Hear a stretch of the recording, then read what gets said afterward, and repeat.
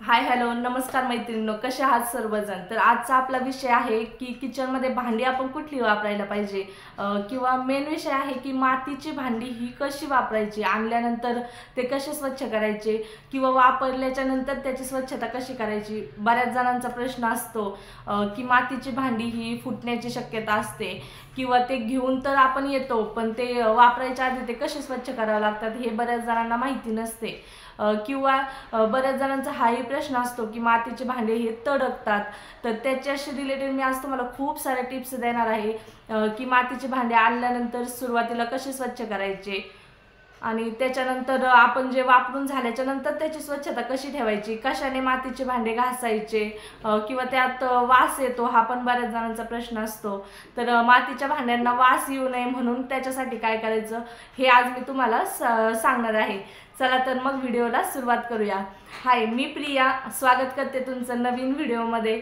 आता तुम्हाला आपला विषय तर कळलाच असेल की आज आपण काय घेणार आहोत ते आणि कशाबद्दल मी तुम्हाला आज माहिती देणार। सगळ्यात अगोदर आपण बघू असं ॲल्युमिनियमची भांडी। तर ही ॲल्युमिनियमची कढई आहे जी की मी किचनमध्ये वापरते, असं नाही का नाही वापरत, पण ॲल्युमिनियम आपण सगळेच जण किचनमध्ये वापरतो। पण ॲल्युमिनियम हे कसं म्हणजे घ्यायलाही स्वस्त आहे आणि धुवायला किंवा क्लीन ठेवायला पण हे आपल्याला सोपं पडतं, म्हणून आपण ॲल्युमिनियम वापरतो। आणि सुरुवातीपासून सगळेच जण ॲल्युमिनियमच बहुतेक मला तरी वाटतं वापरत जातात। पण ह्या ॲल्युमिनियमचं कसं असतं की म्हणतात ना स्लो पॉइझन, तर असं हे समजतात ॲल्युमिनियमला की हे आपल्याला जेवण याच्यामध्ये केलेलं चांगलं नसतं म्हणून। तर मग बरेच जण वापरत असतील तर तुम्ही मला सांगा मी जे म्हणते ते बरोबर आहे का। तर आपण सर्वांनी ॲल्युमिनियमचा वापर आपल्या किचनमध्ये कमी करायला पाहिजे। तर नेक्स्ट म्हणजे हे लोखंडाची ही जी कढई आहे बघा, खूप जड आहे ही कढई।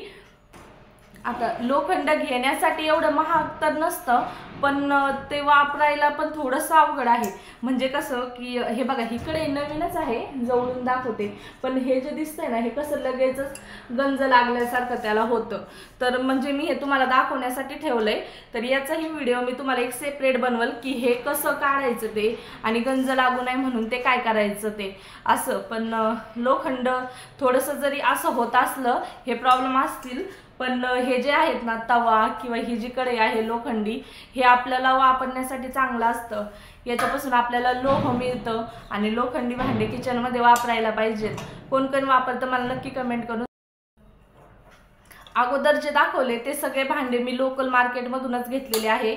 आता नेक्स्ट आपला आहे अशा पद्धतीचे नॉनस्टिकच्या कढया किंवा नॉनस्टिकचे तवे, पॅन। म्हणजे हे जे आहे ना हा पूर्ण एक सेट होता 3 याचा, ज्याच्यामध्ये ही कढई, हा पॅन आणि आपला डोसा तवा। तर असं 3चा सेट हा जो आहे तो मी ऑनलाईन मागवला होता, पण 1000 रुपयात 3 होते। तर मी ऑफरमध्ये मी मागवलेले, पण जे आल्याच्या नंतर मला एवढं खास वाटलं नाही। हे बघा, हे जे त्याचं जवळून दाखवते, हे जे नॉनस्टिकचं आहे ना ते घासल्यानंतर लगेच असं निघायला लागते, म्हणजे त्याची क्वालिटी काही एवढी चांगली नाही आहे। तर बघा, ऑनलाईन मागवायचं की मग जवळच्या शॉपमधूनच लोकल घ्यायचं। मला तरी असं वाटतं ऑनलाईनपेक्षा ना जे लोकल आपण दुकानातून वगैरे घेतो ना ते जरासं बेटर पडतं। म्हणजे कसं की आपण क्वालिटी वगैरे त्याचं सगळं चेक करून घेऊ शकतो समोरासमोर, किंवा कसं आहे काय जर नाही म्हणजे व्यवस्थित नाही निघलं किंवा काही प्रॉब्लेम आला तर आपण दुकानात जाऊन ते रिटर्न पण करू शकतो, किंवा काय करायचं ते असं ऑफलाईन मला असं वाटतं बरं आहे ऑनलाईनपेक्षा। म्हणजे बरेचसे जण आजकाल ऑनलाईन मागवतात। तर आपलं नेक्स्ट भांडे आहेत, आता वळूया मातीच्या भांड्यांकडे। तर हे बघा, अशा पद्धतीचे मातीचे भांडे आहेत। आता बऱ्याच जण असे घेऊन तर येतात, पण ते असं स्वच्छ कसं करायचं किंवा सुरुवातीला आणल्यानंतर ते कसे वापरायचे, हे तवा आणि अशी वातीची कढई वगैरे, तर याच्याशी अगोदर पण मी आपल्या चॅनलवर व्हिडिओ अपलोड केलेला आहे, तो जाऊन तुम्ही तिथं बघू शकता। पण आत्ता पण सांगते, तर सुरुवातीला जेव्हा आपण अशी मातीची भांडी वगैरे घेऊन येतो ना, म्हणजे तवा म्हणा, कढई किंवा असं डेचकी वगैरे दुसरे काही, तर ते भांडे आणल्यानंतर सुरुवातीला एक दिवस म्हणजे 24 तास तुम्ही असं पाण्यामध्ये भिजवून ठेवायचे। मोठं असं टब किंवा काहीतरी घ्यायचं आणि त्याच्यामध्ये हे भांडे पूर्ण असं बुडतील अख्खं पाण्यामध्ये, असं 24 तासासाठी हे ठेवून द्यायचं। आणि त्याच्यानंतर हे भांडी आपल्याला वर काढायची आहेत आणि जी नारळाची शेंडी असते बघा, नारळाचा जो काथे असतो ना, त्याने एकदम हळूवार हाताने आपल्याला हे आतून बाहेरून असं स्वच्छ करून घ्यायचे। किंवा जर नारळाची शेंडी अवेलेबल नसेल तर जो आपला स्क्रब असतो बघा, एकदम असा सॉफ्ट असतो एकदम जो, तो त्याने पण तुम्ही घासू शकता। फक्त ती काथ्या वापरू नका, जो घासणी असते बघा ॲल्युमिनियमची वगैरे तारेची, ती वापरू नका। स्पंज असतो ना, तर त्या स्पंजनी फक्त त्याला असं हळूवार हाताने घासून घ्यायचं। आणि ते घासल्याच्या नंतर आता ह्या भांड्यांना पूर्णतः आतून आणि बाहेरून असं तेल लावून घ्यायचं। म्हणजे तेल म्हणाल तर कुठलं की गोड तेल आपल्याला त्याला लावून घ्यायचं आहे। पूर्णतः असं कापसाचा बोळा घ्यायचा आणि त्याने आपल्याला म्हणजे हे भांडे आहेत ना, आतून बाहेरून असं त्याला पूर्ण तेल लावून घ्यायचं आणि मग ते उन्हामध्ये एका दिवसासाठी तसेच ठेवून द्यायचे। आणि त्याच्यानंतर तुम्ही ते वापरण्यासाठी घेऊ शकता। वापरताना सुरुवातीला काय करायचं की म्हणजे आपण भांडं असं गॅसवरती ठेवलं तर गॅस भांडं ठेवायच्या आधी कधीच चालू करायचं नाही। अगोदर आपण भांडं ठेवून घेणार आणि त्या भांड्यात तुम्हाला जे काही टाकायचं सुरुवातीला तेल पाणी अगोदर ते ह्याच्यामध्ये टाकून घ्यायचं आणि त्याच्यानंतरच आपल्याला गॅस चालू करायचा आहे। म्हणजे काय होईल की आपलं भांडं हे तडकणार नाही पहिलं तर। आणि मग ही सगळ्यात महत्त्वाची टीप आहे, ही नक्की लक्षात ठेवा। जेव्हा तुम्ही गॅसवरती काही ठेवताना भांडे, तर सुरुवातीला गॅस न चालू करता असंच भांडं ठेवायचं आणि मग त्याच्यामध्ये तेल किंवा पाणी जे काही तुम्हाला टाकायचं ते तुम्ही टाकू शकता आणि त्याच्यानंतर गॅस चालू करायचा। म्हणजे काय होतं की आपले भांडे हे तडकत नाही। तर हे महत्त्वाचं, हे लक्षात ठेवा। आणि सुरुवातीला काय करा, तेल टाकलं ना, थोडा एक कांदा असा नुसतं त्या भांड्यामध्ये भाजून घ्या आणि ते टाकून द्या। म्हणजे त्याचा जो वास असतो ना, जो येणारा मातीचा, तर तो वास त्याला येत नाही आणि मग तुमचे भांडे वापरण्यासाठी रेडी आहेत। तर मग आता दुसरा प्रश्न म्हणजे की वापरल्याच्या नंतर, तर आता वापरल्याच्या नंतर म्हणजे आपण याच्यामध्ये जे काही बनवणार, भात भाजी जे काही तुम्ही जे बनवणार असेल ते आपण सगळंच मातीच्या भांड्यात बनवू शकतो आणि ते खूप आरोग्यासाठी हेल्दी असतं, फायदेशीर असतं आणि मातीचे भांडे सर्वांनी आवर्जून वापरलेच पाहिजे। मीही आता चालू केलेलं आहे मातीचे भांडे वापरण्यासाठी। म्हटलं तुम्हाला पण त्याच्याबद्दल थोडीशी माहिती देऊया आणि ते वापरण्यासाठी खूप सोपं आहे। सुरुवातीला वाटतं अवघड आहे म्हणून, पण ते नंतर हळूहळू जसं आपल्याला सवय होऊन जाते ना, तसं आपण ते वापरण्यासाठी सोपं आहे। तर म्हणजे जे अगोदर सांगितलं ते तर लक्षात ठेवा। आता आपण समजा भाजी वगैरे त्यात काहीतरी केलं तर काय करायचं, केल्यानंतर भाजी वगैरे काढून घ्या आणि त्याच्यानंतर लगेच भांड्यामध्ये ना पाणी घालून ठेवायचं। सुरुवातीला ते थोडंसं भिजलं की ते पाणी काढून टाकायचं। त्याच्यानंतर आता सांगितल्याप्रमाणे जो स्पंज असतो ना, त्याने किंवा नारळाच्या काथ्याने त्याला आतून घासून घ्यायचं आणि त्याच्यानंतर आपल्याला त्याच्यामध्ये ज्वारीचं किंवा गव्हाचं कुठलंही पीठ तुम्ही त्याच्यामध्ये टाका आणि आपल्याला त्याच काथ्याने किंवा नारळाच्या शेंडीने त्याला घासून घ्यायचं। जर पीठ म्हणजे तुम्ही त्याला साबणाचा वगैरे वापर करू नका। मातीच्या भांड्याला ना असं बाहेरून छिद्र असतात जे की आपल्याला व्यवस्थित डोळ्याला दिसत नाही, तर साबण वगैरे त्याला वापरला ना आपण, तर ती छिद्रमध्ये तो जाऊन बसतो आणि ती घाण मग नंतर आपण जेव्हा स्वयंपाक करतो तेव्हा त्याचा वास येतो आणि तीच घाण आपल्या पोटामध्ये जाते।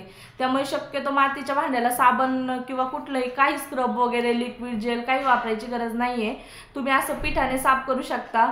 आणि दुसरी गोष्ट म्हणजे जर तुम्ही गावाकडच्या ठिकाणी असाल तर तुम्हाला जी चुलीतली राख असते बघा, ती राख जर तुम्हाला अवेलेबल होत असेल तर तुम्ही त्या राखेनेही ते भांडे स्वच्छ करू शकतात। म्हणजे ॲक्च्युली खरं तर राखेनेच हे भांडे स्वच्छ केले जातात, पण आता आपण थोडं शहरी ठिकाणी असल्यामुळे राख मिळत नाही, तर तुम्ही त्याच्या अल्टरनेटिव्ह हे पिठाचा वापर करू शकता किंवा तसे जरी धुतले तरी ते स्वच्छ निघतात।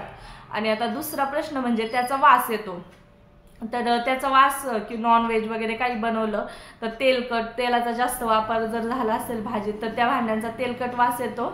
तर तो येऊ नये म्हणून काय करायचं, भांडं आपल्याला अगोदर गॅसवर ठेवायचं, त्यात पाणी ओतायचं आणि गॅस चालू करायचा।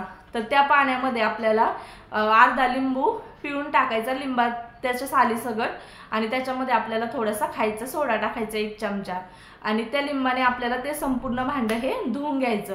बघा एकदम छान तुमच्या भांड्याचा वास येईल आणि कुठलाही खराब तेलकट वास अजिबात येणार नाही। तर आय होप तुमच्या लक्षात आलेच असतील सगळ्या टिप्स। तुम्हाला कशा वाटल्या काही राहिलं असेल तर नक्की मी पुढच्या व्हिडिओमध्ये कव्हर करेल। तुम्हाला व्हिडिओ कसा वाटला मला कमेंट करून सांगा आणि कुठले भांडे तुम्ही वापरतात तेही मला कमेंट करून सांगा आणि कुठले वापरायला पाहिजे किंवा कुठले वापरायला नाही पाहिजे तेही मला कमेंट करून सांगा। आणि हो, मातीचे भांडे वापरण्यामागे फायदे सुद्धा खूप आहेत। आपल्याला कॅल्शियम आयर्न हे मातीच्या भांड्यातून मिळतं। म्हणजे जे आपले पूर्वज होते समजा ते मातीच्या भांड्यात वगैरे स्वयंपाक करायचे, ते वापरायचे, तर त्यांचं आयुष्य म्हणजे ते किती वर्ष जगायचे ना। तर असं जसं जसं आपलं म्हणजे आमच्या स्कूलमध्ये एक टीचर होते ना, ते आम्हाला सांगायचे म्हणजे इंग्रज जसे भारतात आले ना, तर त्यांनी ॲल्युमिनियम ह्याच्यासाठीच भारतीयांसाठी घेऊन आले का ते स्लो पॉइझन म्हणजे हळूहळू करून ते वापरून त्यांना त्रास व्हायचा। म्हणजे ते आपल्याला आत्ता कळालं आहे की ॲल्युमिनियमचे भांडे वापरल्याने काय होतं ते।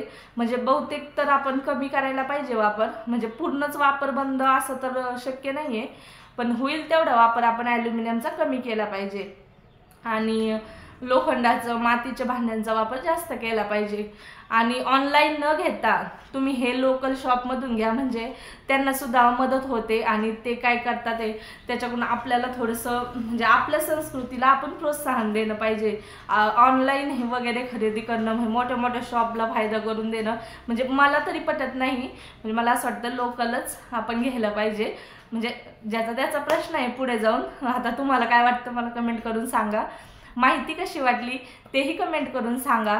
आणि हो, आपण हा नवीन प्रयत्न केलाय रेसिपी बरोबरच थोडीशी तुम्हाला माहिती देण्याचा, तर मग तुम्हाला हा व्लॉगच म्हणता येईल।